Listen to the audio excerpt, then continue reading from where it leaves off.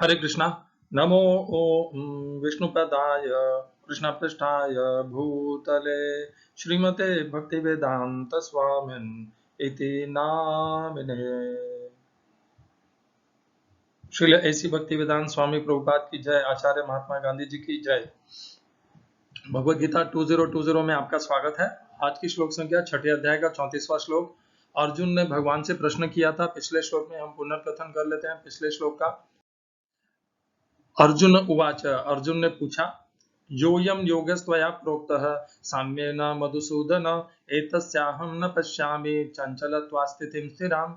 योऽयं, यह जो योग आप बता रहे हैं, प्रोक्तः बता रहे हैं, त्वया आपने बताया है, साम्येन समता का। कौन सी समता? भगवान ने कहा कि मनुष्य को सब में, अपने में उस परमात्मा आत्मा को देखना चाहिए, दूसरों में भी उस परमात्मा को देखना चाहिए, और अपना सुख दुख भी समान समझना चाहिए और दूसरों का सुख दुख भी समान समझना चाहिए। दूसरे यदि दुख भी दें तो उसमें भी सम रहना चाहिए। इस प्रकार ये जो समता का भाव बताया भगवान ने, अर्जुन उसके संबंध में कह रहे हैं कि ये साम्येन का, ये समता का जो योग आप बता रहे हैं, एतस्याहं न पश्यामि, मैं नहीं देखता इसे, क्योंकि चंचल, बहुत ही चंचलता है, और स्थिति स्थिराम, अस्थिर रहने वाला स्वभाव है इसका स्थिति पे। ये स्थित कभी नहीं रहता है, अस्थिर रहता है। कौन? ये शब्द मन यहाँ पर नहीं आया है। मन अर्जुन अगले श्लोक में मन के लिए बोलते हैं। ये श्लोक भी मन के संबंधित ही है। जो दूसरी पंक्ति है, एतस्याहं न पश्यामि चंचलत्वा स्थितिं स्थिराम, तो ये जो चंचल रहने का व्यवहार है और ये जो अस्थिर रहने का व्यवहार है, ये मन के संबंध में अर्जुन बोल रहे हैं। मन शब्द इस श्लोक में नहीं आया है। अगले श्लोक में आ करके ये दोनों श्लोक जुड़े हुए हैं, एक दूसरे से संबंधित हैं। इस प्रकार ही इन्हें जानना चाहिए। अगले श्लोक में, आज की श्लोक संख्या छठे अध्याय का 34वां, अर्जुन कहते हैं, चंचलम हि मन कृष्ण प्रमाथि बलवदृढ़म तस्याहं निग्रहं मन्ये वायुरिव सुदुष्करम। गीता यथारूप श्रील प्रभुपाद, हिंदी अनुवाद। हे कृष्ण, चूंकि मन चंचल, अस्थिर, उच्छृंखल, हठीला तथा अत्यंत बलवान है, अतः मुझे इसे वश में करना वायु को वश में करने से भी अधिक कठिन लगता है। English translation, Gita as it is, Swami Prabhupada. For the mind is restless, turbulent, obstinate and very strong, O Krishna, and to subdue it seems to me more difficult than controlling the wind.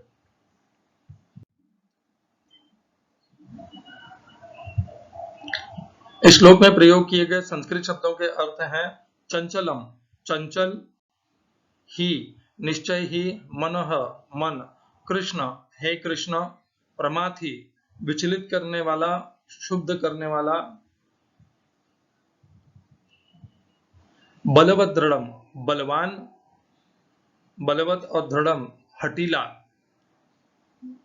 दूसरी पंक्ति, तस्य, उसका, अहम, मैं, निग्रहम, नियंत्रण करना, वश में करना, मन्ये, मानता हूं, वायु, वायु की, इव, तरह, सुदुष्करम, अत्यंत कठिन।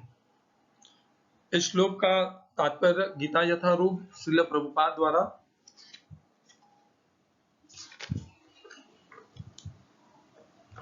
मन इतना बलवान तथा दुराग्रही है कि कभी कभी यह बुद्धि का उल्लंघन कर देता है, यद्यपि उसे बुद्धि के अधीन माना जाता है। इस व्यवहार जगत में जहां मनुष्य को अनेक विरोधी तत्वों से संघर्ष करना होता है, उसके लिए मन को वश में कर पाना अत्यंत कठिन हो जाता है। कृत्रिम रूप में मनुष्य अपने मित्र तथा शत्रु दोनों के प्रति मानसिक संतुलन स्थापित कर सकता है, किंतु अंतिम रूप में कोई भी संसारी पुरुष ऐसा नहीं कर पाता, क्योंकि ऐसा कर पाना वेगवान वायु को वश में करने से भी कठिन है। वैदिक साहित्य में कहा गया है, प्रत्येक व्यक्ति इस भौतिक शरीर रूपी रथ पर आरूढ़ है और बुद्धि इसका सारथी है। मन लगाम है तथा इंद्रियां घोड़े हैं। इस प्रकार मन तथा इंद्रियों की संगति से यह आत्मा सुख या दुख का भोगता है, ऐसा बड़े बड़े चिंतकों का कहना है। यद्यपि बुद्धि को मन का नियंत्रण करना चाहिए, किंतु मन इतना प्रबल तथा हठी है कि इसे अपनी बुद्धि से भी जीत पाना कठिन हो जाता है। जिस प्रकार की अच्छी से अच्छी दवा द्वारा कभी कभी रोग वश में नहीं हो पाता। ऐसे प्रबल मन को योगाभ्यास द्वारा वश में किया जा सकता है, किंतु ऐसा अभ्यास कर पाना अर्जुन जैसे सांसारिक व्यक्ति के लिए कभी भी व्यावहारिक नहीं होता। तो फिर आधुनिक मनुष्य के संबंध में क्या कहा जाए। यहाँ पर प्रयुक्त उपमा अत्यंत उपयुक्त है। झंझावात को रोक पाना कठिन होता है और उच्छृंखल मन को रोक पाना तो और भी कठिन है। मन को वश में रखने का सरलतम उपाय जिसे भगवान चैतन्य ने सुझाया है यह है कि समस्त दैन्यता के साथ मोक्ष के लिए हरे कृष्ण महामंत्र का कीर्तन किया जाए। विधि यह है, सवई मनः कृष्ण पदारविंदयोः। मनुष्य को चाहिए कि वह अपने मन को पूर्णतः कृष्ण में लगाए, तभी मन को विचलित करने के लिए अन्य व्यस्तताएं शेष नहीं रह जाएंगी। ओम अज्ञानतिमिरन्धस्य ज्ञानाञ्जनशलाकया चक्षुरुन्मीलितं येन तस्मै श्री गुरुवे नमः। एकं शास्त्रं देवकीपुत्र गीतम् एको देवो देवकीपुत्र एव एको मन्त्रस्तस्य नामानि यानि कर्मापेकं तस्य देवस्य सेवा। हरे कृष्णा। हरे कृष्णा। चंचलम, तो ये चंचल शब्द पिछले श्लोक में जोड़ लीजिए। पिछले श्लोक में अर्जुन क्या कह रहे थे। अर्जुन ने कहा योयम योगस्त्वया प्रोक्तः साम्येन मधुसूदन एतस्याहं न पश्यामि चंचलत्वात् स्थितिं स्थिराम। चंचल शब्द वहां से आया है, उसी को संबंधित करता है। चंचलम ही मन कृष्ण। अब अर्जुन ने एकदम स्पष्ट कर दिया है वो चंचल किसको कह रहे हैं। चंचल अर्जुन मन को कह रहे हैं।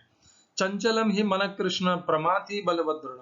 प्रमाथि अर्थात अत्यंत प्रभावशाली है, हमें प्रभावित कर देता है, हमें अपने विचलित कर देता है, स्थिर नहीं रहने देता है। प्रमाथि बलवत, बलवान है, और हटीला है। दो शब्दों को मिलाकर के बलवत दृढ़ बना है, बलवान हटीला। बलवत और दृढ़। तस्य अहम निग्रह मन्ये, उसे नियंत्रित करना मैं मानता हूं वायु से भी, वायु को नियंत्रित करने से भी ज्यादा दुष्कर और कठिन है। भगवान ने उपदेश दिया था अर्जुन को। ये क्यों कहना पड़ा? क्योंकि भगवान ने इसके पहले कहा था। भगवान ने कहा प्रशांत मनसम येनम योगिनम सुखम उत्तमम उपैन्ति शांत रजसम ब्रह्मभूतम अकल्मषम। ये था 6ठे अध्याय का, कौन सा श्लोक है ये था 6ठे अध्याय का 27वां श्लोक, जहां पर भगवान ने कहा था कि जिसका मन पूर्णतया शांत हो गया है वो उत्तम सुख को प्राप्त करता है। वो रजस को शांत करके सत्व को भी पार करके दिव्य में स्थापित हो गया है। ब्रह्म भूतम अकल्मषम। तो वहां से भगवान फिर प्रारंभ करते हैं अर्जुन को सर्वभूतस्थम आत्मानम बताना। तो कहने का भाव यह है कि भगवान ने कहा कि ये सब तभी संभव हो पाएगा यह योग जब मन स्थिर हो जाएगा।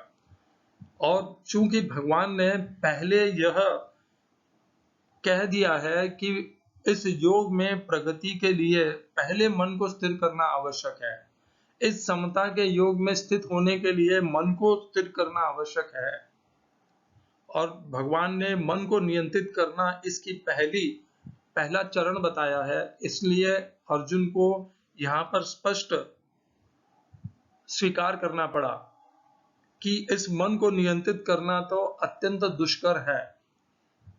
अर्जुन ने वर्षों वर्ष तक तपस्या की थी और बहुत ही धार्मिक पुरुष हैं अर्जुन, क्षत्रिय हैं ये भी कहना चाहिए। उनके लिए भी मन को नियंत्रित करना अर्जुन ने स्वीकार किया कि दुष्कर है। क्या मन को नियंत्रित करना इतना दुष्कर है? हाँ, सत्य को मान लेना ही सही है कि मन को नियंत्रित करना दुष्कर है। तो क्या हमें उसको नियंत्रित करने का, हमारे पास दो ही मार्ग बचेंगे। या तो हम दुष्कर है ये तो हमने जान लिया, तो अब या तो हम उसको नियंत्रित करने का प्रयत्न करें, और या फिर हम ये सोचे यार ये तो होने ही नहीं वाला तो उसे ना करें। तो ये दो मार्ग बचते हैं। यदि हम इस प्रकार सोचेंगे कि ये असंभव जैसा है और अत्यंत कठिन है तो मैं इसमें सफल नहीं होऊंगा, चलो छोड़ देता हूं। यदि मैं ऐसा सोचता हूं कि ये बहुत असंभव जैसा कार्य है, ये नहीं होगा मुझसे, तो उससे मेरा भला नहीं होगा। भगवान ने इसी छठे अध्याय के चौथे पांचवें श्लोक में ही कहा था, उद्धरेद आत्मना आत्मानम नात्मानम अवसादयेद आत्मैव आत्मनो बंधुः आत्मैव रिपुरात्मनः। भगवान ने जब यह श्लोक हमें कहा था कि मन ही हमारा शत्रु है और मन ही हमारा मित्र है, भगवान ने स्पष्ट कहा था कि हमें बंधुर आत्मात्मनस्तस्य येन आत्मैव आत्मना जितः अनात्मनस्तु शत्रुत्वे वर्ते आत्मैव शत्रुवतः। इन श्लोकों में भगवान ने स्पष्ट कह दिया था कि वही बंधु है जो अपने मन को जीत सकता है, क्योंकि मन को यदि हमने नहीं जीता और हमने वो सरल मार्ग अपना लिया कि मन को जीतना तो असंभव है तो मैं इसके लिए प्रयास ही नहीं करता, तो हम कभी अपना उद्धार नहीं कर पाएंगे। हम इस जन्म मृत्यु के चक्र से कभी नहीं निकल पाएंगे। हम संसार विषयों इसी में लगे रह जाएंगे। अज्ञान मोह सदैव हमें बांध के ही रखेंगे। यदि हमारे जीवन का उद्देश्य ये है कि मुझे जन्म मृत्यु के चक्कर से, इस विषयों के संग से, इस संसार के संग से निवृत्त होकर के भगवान के धाम को प्राप्त करना है, तो उसका पहला चरण तो निश्चित ही मन को नियंत्रित करना ही होगा, क्योंकि मन को नियंत्रित किए बिना समता का योग प्राप्त नहीं होगा। समता का यह योग प्राप्त हुए बिना भगवान की प्राप्ति नहीं होगी, न भगवान का परम धाम प्राप्त होगा। भगवान ने कहा था छठे अध्याय के 30वें श्लोक में, 30वां श्लोक है, योमाम पश्यति सर्वत्र सर्वं च मयि पश्यति तस्याहं न प्रणश्यामि स च मे न प्रणश्यति। जो मुझको सब में देखता है और सबको मुझ में देखता है, उसकी दृष्टि से मैं कभी ओझल नहीं होता और मेरी दृष्टि से वह कभी ओझल नहीं होता। इस स्थिति को, भगवान के इस निकटतम संबंध को पाने की अभिलाषा हम सबकी है, और जितनी यह अभिलाषा है महत्वपूर्ण, और जितनी यह उच्च अभिलाषा है उसके लिए प्रयास भी उतने ही उच्चतम लगेंगे। और इस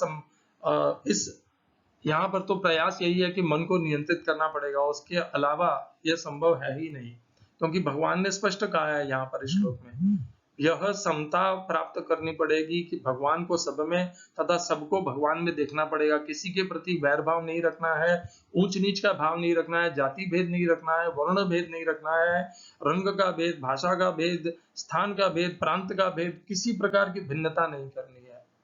सब में भगवान को देखना है, बाहरी आवरण को, भाषा को, इन सबको नहीं देखना है। इस प्रकार का समता का व्यवहार तभी संभव हो पाएगा जब हम भगवान में स्थिर रहेंगे, बाहरी आवरण से पूर्णतया शुद्ध और पवित्र हो जाएंगे, और इसके बिना भगवान की यह प्राप्ति होना संभव नहीं है। योयम योगस्त्वया प्रोक्तः साम्येन मधुसूदन एतस्याहं न पश्यामि चंचल स्वास्थितिं स्थिराम्। अर्जुन ने जब यह जान लिया भगवान के उपदेशों से कि मन को नियंत्रित करना आवश्यक है, और अर्जुन जानते थे कि उनके लिए और हम सामान्य मनुष्यों के लिए भी मन को नियंत्रित करना अत्यंत दुष्कर है, असंभव है, कठिन है, इसीलिए अर्जुन ने हम सब के लिए, हम सबके प्रश्नों के निवारण के लिए, समाधान के लिए भगवान से यह प्रश्न किया। अर्जुन ने यह प्रश्न इसलिए भी किया, इस अपेक्षा से किया कि भगवान कोई, जिसे इंग्लिश में कहते हैं शॉर्टकट बता दे, कोई हिंदी में क्या बोलते हैं शॉर्टकट को, शीघ्र पहुंचाने वाला मार्ग बताते हैं, जिसमें प्रयास कम लगे और जो सरलता से हो जाए। क्या लगता है आपको आगे के श्लोकों में भगवान क्या बोलेंगे? क्या भगवान अर्जुन को कोई शॉर्टकट बताएंगे? ये तो हम आगे के श्लोकों पर छोड़ देते हैं, परंतु अर्जुन का इस प्रश्न के पूछे उद्देश्य यही है। अर्जुन भगवान से यही प्रश्न करना चाह रहे हैं कि कोई और मार्ग नहीं है क्या? क्योंकि मन को नियंत्रित करना तो असंभव और दुष्कर है। यह स्वीकार कर लेने से अर्जुन यही प्रश्न करना चाह रहे हैं भगवान से कि हे दयानिधान, हे दयालु, हे कृपालु, कोई ऐसा मार्ग बताइए जो सरल हो, आसान हो और जिसे हम पूरा कर पाए।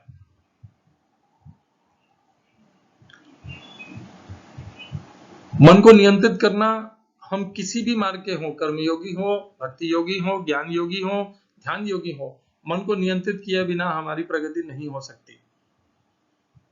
क्योंकि समता किस तभी आएगी जब मन नियंत्रित होगी, मन नियंत्रित होगा, और मन तो इन तीनों मार्गों में नियंत्रित करना ही पड़ेगा। भगवान ने ऐसा नहीं कहा कि भक्ति योगी को इससे छुटकारा है या ज्ञान योगी को छुटकारा है, नहीं, ऐसा नहीं कहा भगवान ने। भगवान ने योग शब्द का प्रयोग किया है, जो और अर्जुन ने भी योग शब्द का प्रयोग किया, योयम योगस्त्वया प्रोक्ता, आप जो योग बता रहे हैं। और भगवान ने ऐसा नहीं कहा कि मैं ज्ञान योग बता रहा हूं, मैं ध्यान योग बता रहा हूं, मैं कर्म योग बता रहा हूं, भगवान ने योग शब्द का ही केवल प्रयोग किया है यहाँ पर। और भगवान ने योग किसको कहा है यहाँ पर? इस अध्याय का नाम है आत्मसंयम योग, मन को नियंत्रित करने का योग। तो भगवान इस अध्याय में वही योग बता रहे हैं कि मन को नियंत्रित करना क्यों आवश्यक है, कैसे करना है। और इसी को संबंधित लेकर के अर्जुन ने भले अवश्य ही ये प्रश्न कर लिया है भगवान से कि ये तो अत्यंत असंभव है, हम इसको संबंधित करेंगे। भगवान ने इसके पहले ही मार्ग भी बता दिया कि कैसे मन को नियंत्रित करना है। हम उन श्लोकों का एक बार पुनः चर्चा करेंगे ताकि हमें हमारे समक्ष भी यही कठिनाई है कि हम मन को नियंत्रित कैसे करें। ये कठिनाई हमारे समक्ष है और उस कठिनाई को पार करने के लिए भगवान ने पहले ही जो उपदेश दे दिया है उसको हम एक बार वापस पुनः स्मरण कर लेते हैं। तो हम इसको जोड़ते हैं छठे अध्याय के 25 और 26 श्लोकों से। शनै शनै रूपरमेद बुद्ध्या धृति गृहीतया आत्मसंस्थम मनः कृत्वा न किंचिदपि चिंतयेत्। भगवान ने कहा एक बार में ये मन वश में नहीं आएगा, ये मन बार बार बाहर भाग के जाएगा विषयों में, संसार में। जब जब ये बाहर भाग के जाए वहां से शनै शनै धीरे धीरे उपरमेद, उससे उपराम करो। किससे उपराम करो? विषयों से और संसार से। बुद्ध्या धृति गृहीतया, उसे बुद्धि के नियंत्रण में लाओ, दृढ़ता पूर्वक, धृति से, अपने धैर्य से उसे बुद्धि के नियंत्रण में लाओ। गृहीतया आत्मसंस्थम मन कृत्वा, मन को भीतर अंतर्मुखी करो, आत्मा में स्थिर करो। न किंचित अपि चिंतयेत्, और कुछ चिंता करने की आवश्यकता नहीं है, बाहर के विषयों और संसार का विचार करने की आवश्यकता नहीं है, अपने भविष्य के बारे में, अपने योग की सफलता के बारे में विचार करने की आवश्यकता नहीं है, अपने मार्ग के बारे में विचार करने की आवश्यकता नहीं है। यही करना है क्या? जब जब मन बाहर जाए तो निराश नहीं होना है, मन से हताश नहीं होना है कि मैंने इतने प्रयत्न किए फिर भी मैं इस मन को वश में नहीं कर पा रहा हूं। लगे रहिए, एक दिन सफलता अवश्य मिलेगी। जब जब मन से आप हार जाएं तो मन को दंड दीजिए। मान लीजिए मन ने आपने निर्णय ले लिया था कि मैं अब से प्याज लहसुन नहीं खाऊंगा, और मन ने जबरदस्ती पाव भाजी देख करके उसमें प्याज डालने पे आपको विवश कर दिया और आपको पाव भाजी खिला दी मन ने, अपने बलवान और दृढ़ता के कारण।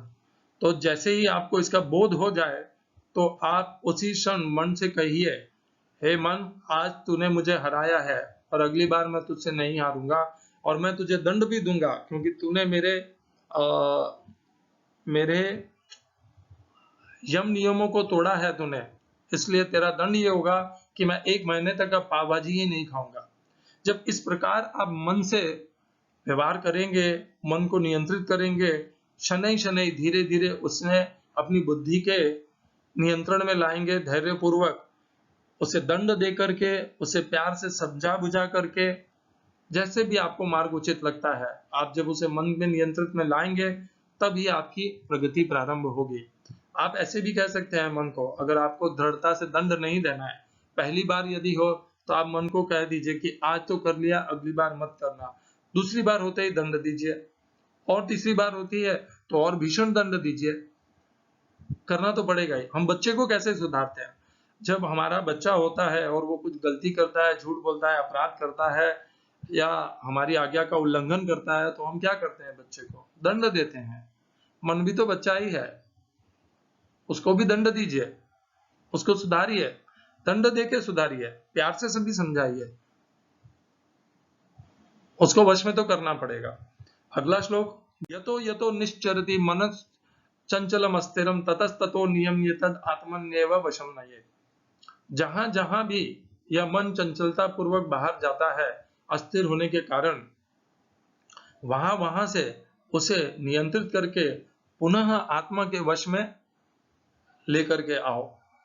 इस प्रकार भगवान ने सीधा साधा सरल उपाय बता दिया है भगवान ने, और इस उपाय में भगवान ने किसी को भी छूट छाट नहीं दी है कि यदि तुम भक्ति योगी हो तो तुम्हें ये करने की आवश्यकता नहीं है, तुम ज्ञान योगी हो तो तुम्हें यह आवश्यकता नहीं है, या कर्म योगी हो तो तुम्हें यह करने की आवश्यकता नहीं, सबके लिए है यह। यदि यदि आप योग में हैं तो आपको इस प्रकार मन को नियंत्रित करना ही पड़ेगा। आप मन को नियंत्रित करने के लिए भगवान श्री कृष्ण के साकार रूप में लगा सकते हैं। आप जब इस मन को नियंत्रित करने का प्रयास कर रहे हैं तो साथ में आपको इसे मोड़ करके भगवान श्री कृष्ण के प्रति भी लगाना होगा। ये इस श्लोक के अध्याय के आखिरी में आने ही वाला है। वो योगी नाम अभी सर्वेशा मदगते नंतरात्मना श्रद्धावान भजते यो माम समय युक्त तमो मतः। अगर यदि मन को नियंत्रित कर लिया, योगी भी बन गए, तो उन योगियों में भी परम योगी वही है जो नित्य भगवान श्री कृष्ण को अपने मन में स्थिर रखता है और श्रद्धा से उनका भजन कीर्तन करता है। कहने का भाव यही है, मन को भी नियंत्रित कीजिए, उसे दंड भी दीजिए और उसे भगवान श्री कृष्ण में भी लगाइए।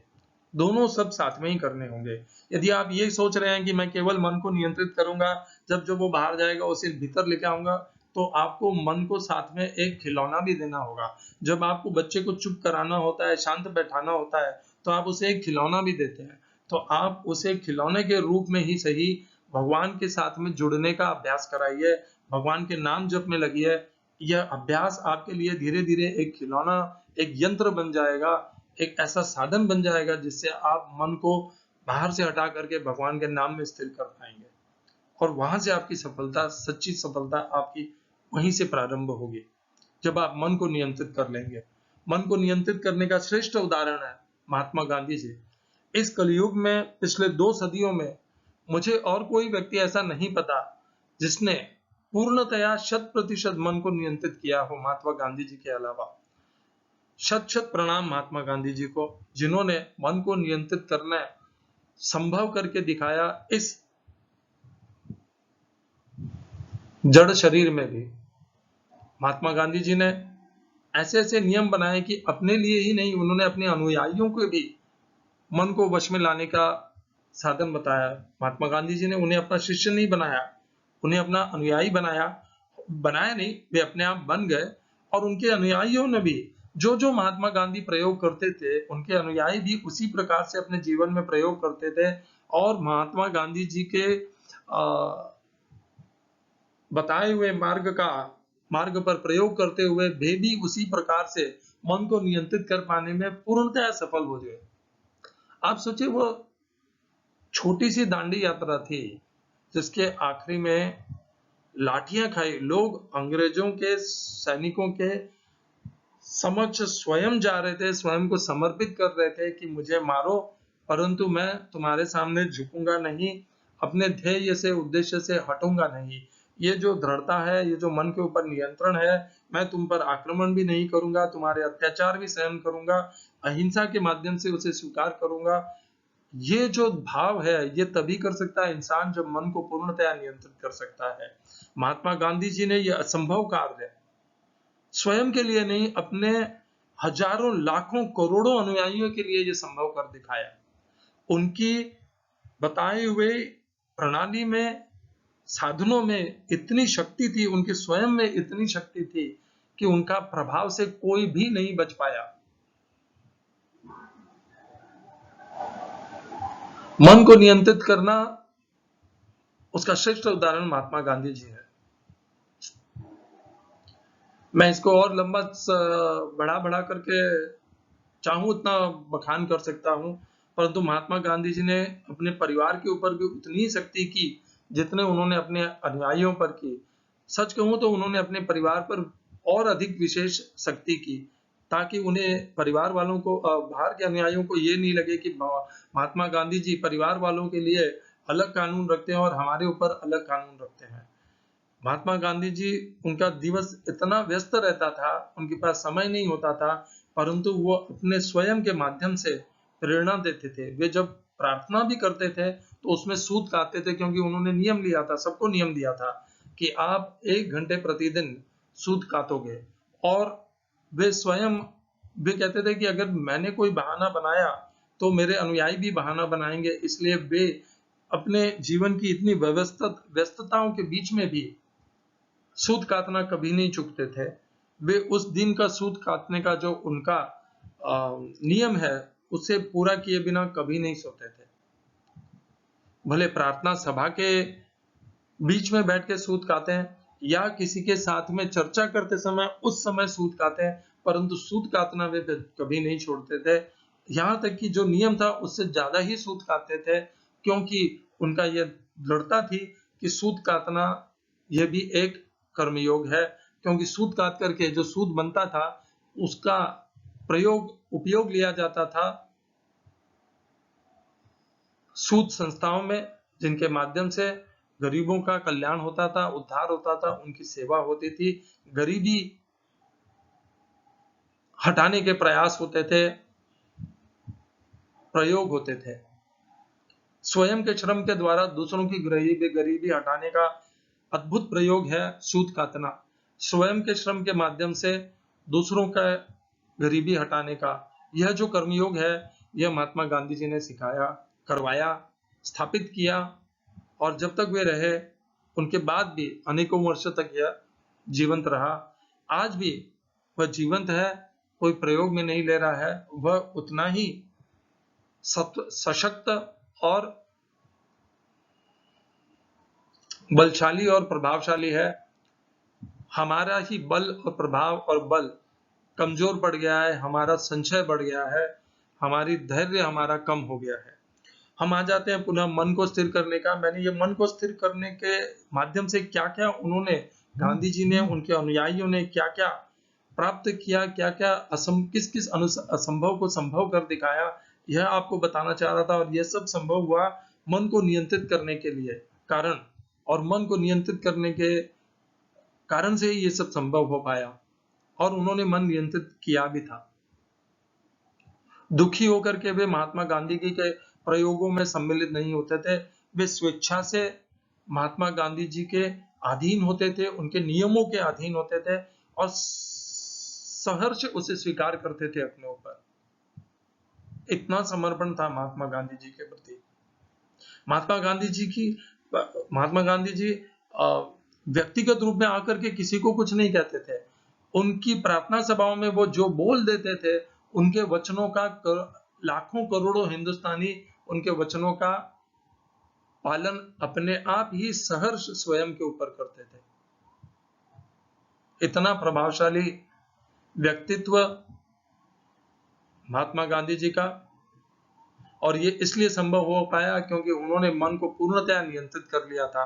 उनके कोई भेद नहीं था, न हिंदू मुस्लिम का भेद था, न किसी और छूत अछूत का कोई भेद था, न दलित ब्राह्मण का कोई भेद था, न शूद्र ब्राह्मण का कोई भेद था, न ब्रिटिश और भारतीय के बीच का कोई भेद था। वो किसी भेद को नहीं जानते थे। वे भगवान को, आत्मा को सबके भीतर उसी प्रकार देख करके वे भगवान राम के अनुयायी थे, और इसी प्रकार सब में राम को देखते हुए किसी के प्रति बैर नहीं रखते थे, किसी के प्रति अहिंसक शब्द, अपमानजनक शब्द कभी नहीं कहे। भले ही उनके साथ कितना भी कपट, छल और उन्हें कितने भी अपशब्द भी कहे गए, तब भी उन्होंने पलट करके किसी को अपशब्द नहीं कहे। गांधी जी के बारे में जितना कहूं उतना कम है। हम पुनः अपने श्लोक पर आ जाते हैं। चंचलम ही मन कृष्ण प्रमाथि बलवद दृढ़म तस्याम निग्रहम मन्ये वायुरीव सुदुष्करम। तो अर्जुन ने यह प्रश्न भगवान के सम्मुख इस स्थिति का वर्णन किया कि मन को नियंत्रित करना अत्यंत दुष्कर है। उसका उद्देश्य अर्जुन का उद्देश्य यही है कि भगवान श्री कृष्ण कोई सरल मार्ग बताते जिसके माध्यम से योग की सिद्धि और सफलता प्राप्त हो जाए। और ये जो कठिन मार्ग भगवान ने बताया है, पहले मन को नियंत्रित करके 100% वश में करना, इससे छुटकारा मिल जाए।